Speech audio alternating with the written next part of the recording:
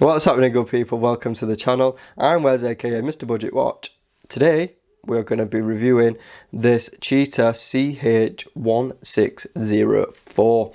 This was kindly provided to the channel by Cheetah. It doesn't have to go back, but that's not going to change my opinion. So throughout the review you're going to find out everything you need to know about this watch, as well as what I like and what I don't like. So let's start off with those sizes. So this watch measures in at a 42 mil. It's not compact, but it's not huge either.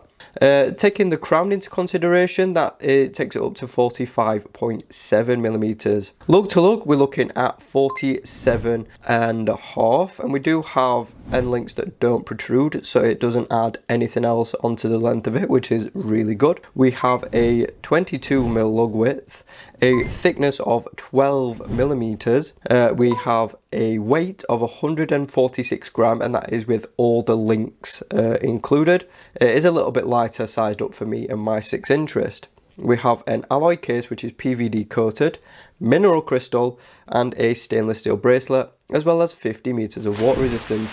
Now when I did my research I found out that it actually, quite in a few places, is listed at 30 meters, but on the case back it says 50, so that is the one that I'm actually going for. So let's talk about this watch in a little bit more detail now. So you can see, starting off with a bezel, it doesn't really have one as such.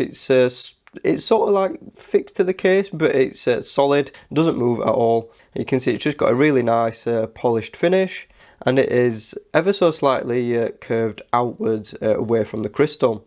Speaking of the crystal, like I've already mentioned, it is mineral crystal, and it doesn't have any AR coating, which is, is pretty on par for the price point of this watch, which I'll talk about in a little bit. Moving inwards, you can see we have a minute track in a black, so they've gone for more of a stealthy look. I think white would have worked quite equally as well, but I do like the more stealthy and subdued look. So all the way around the watch you can see we have applied polish indices, and you can just see how they catch the light. Really nice, and I wasn't expecting applied indices at all at this price point, so quite impressed there. The finishing on them seems to be pretty decent too for the price point. Of course, there's a few bits of dust and debris, but it's not unexpected at this price point. Again, I'll talk more about that in a little bit. So you can see at the 3 o'clock we've got a little white date window. That does throw it off a little bit and does sort of ruin the overall sort of stealthy aesthetic. I think they should have either got rid of the date window, or they should have done it black and gone for that really clean stealthy look. So underneath the 12 we've got a 1 in 10 second chronograph. And at the 6 o'clock we have a 1 second chronograph, so that's a 60-second timer, and that is 1/10th timer if you actually do need that. I'm not really sure what you'd use it for, but it does have that feature. You can also see that they've got like a really cool radial effect to them. So moving on to at the side of the 9 o'clock, you can see we've got the Cheetah branding and their logo, which is actually applied, which is really cool, and it's high polish again, which does play with the light really nicely. And then we've just got some printing underneath. The dial has a very subtle sunburst to it. It's not like a really radiant strong sunburst. You can see it sort of shifts from like a dark grey to a more pale grey. All in all, for the dial, I quite like it. I like the handset too. It's really simplistic, again high polish, and then we've just got that pop from the second hand. Now if you don't like this colour, there are a few other options available. So moving on to the case and everything else now, you can see it's not that interesting at the side, to be fair. The lugs do taper down quite nicely though, which obviously helps with comfort and everything, but more on that later on. But again, it's a little slab-sided. There's nothing too much to note at that side. So coming on to this side, you can see we have 2 crown guards and 2 pushers. None of them are signed. They're all polished, and let's just give them a test. So this one, obviously, it starts your chrono. You can just see that going there, and then you can see the bottom one is activated as well. And then you just press the top one again to stop it, and then the bottom pusher, you can see, resets it. So I suppose it would be useful for timing, say, a sporting event or something like that. But that's just what it does, and they actually works pretty well. The buttons feel decent. They're not overly mushy. Yeah, they're not the most tactile feeling, but at the price point you can't really grumble too much.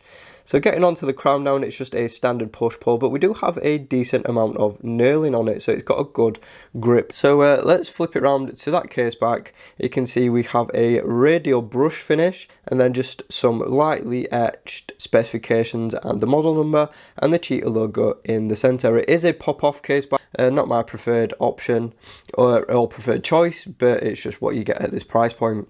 So moving on to the bracelet, it's a little bit of a mixed bag, I'm just going to put it out there. So you can see we've got these like polished mid links, but the polish is not exactly a mirror finish. It's got like a really dull shine to it.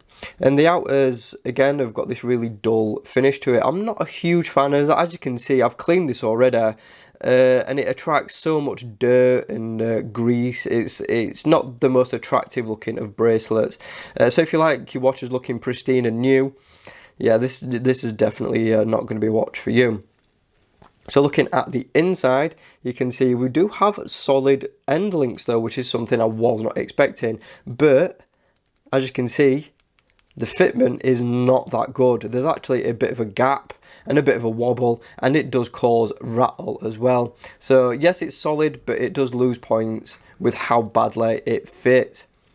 Taking a look on the inside, you can see it's all brushed. The bracelet does have quite a nice amount of flexibility in between the links though, so quite impressed there. Then we get on to the butterfly clasp, and it's just, you know, pretty standard, and it just folds over and joins in the middle, like so.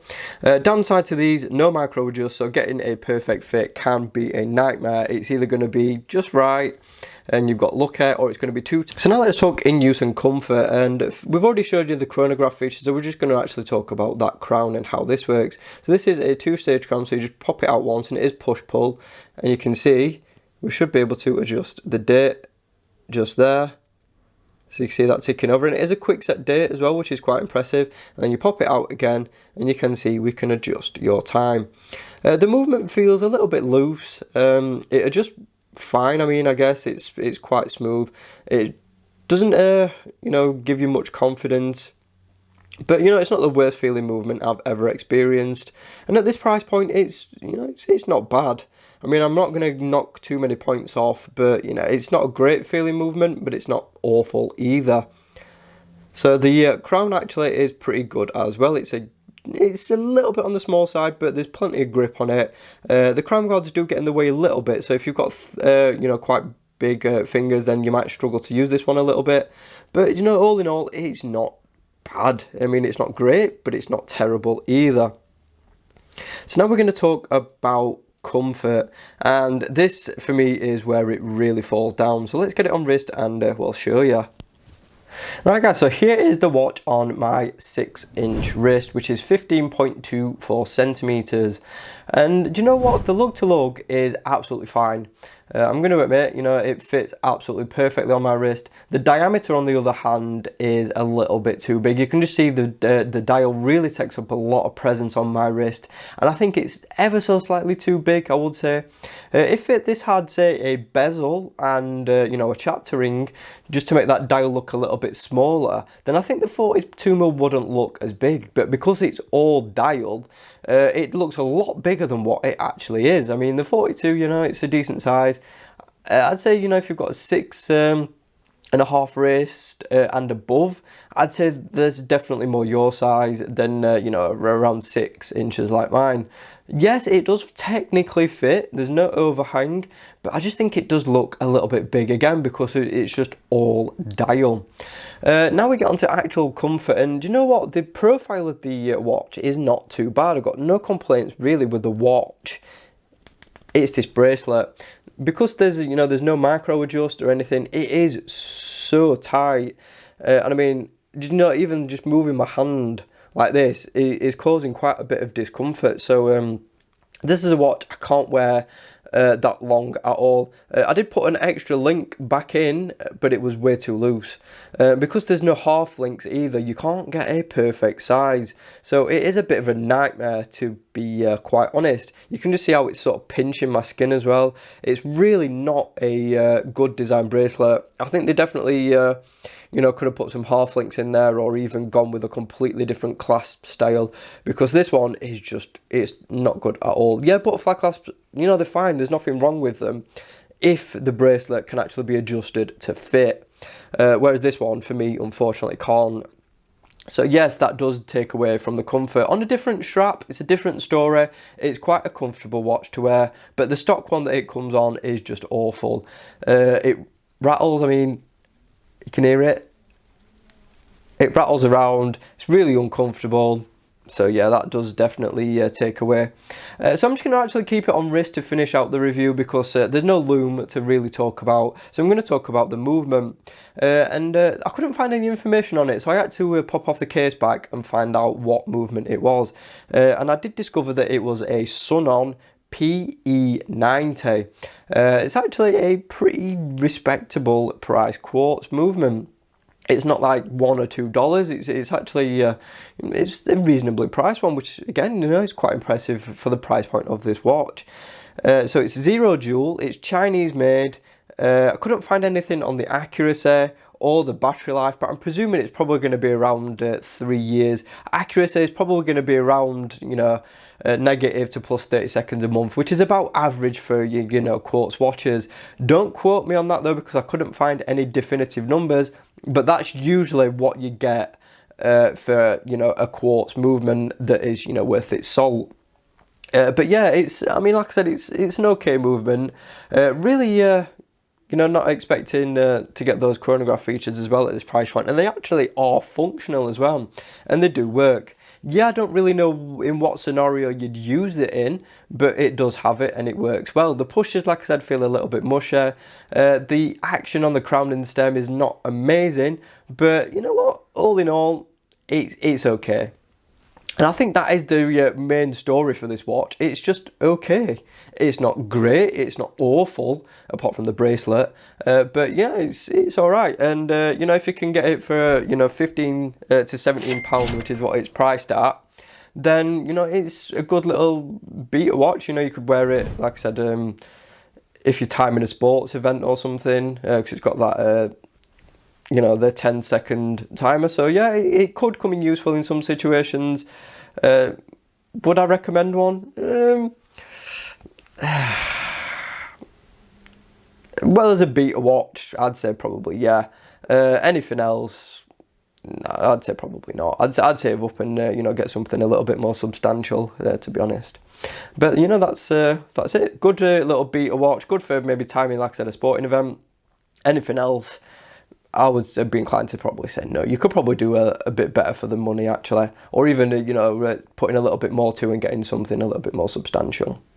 Thanks for watching the video. Be sure to subscribe if you haven't already. Like the video if you enjoyed it. Hit that notification bell so you don't miss any uploads. And of course, follow me on social media at Mr. Budget Watch. Thanks again.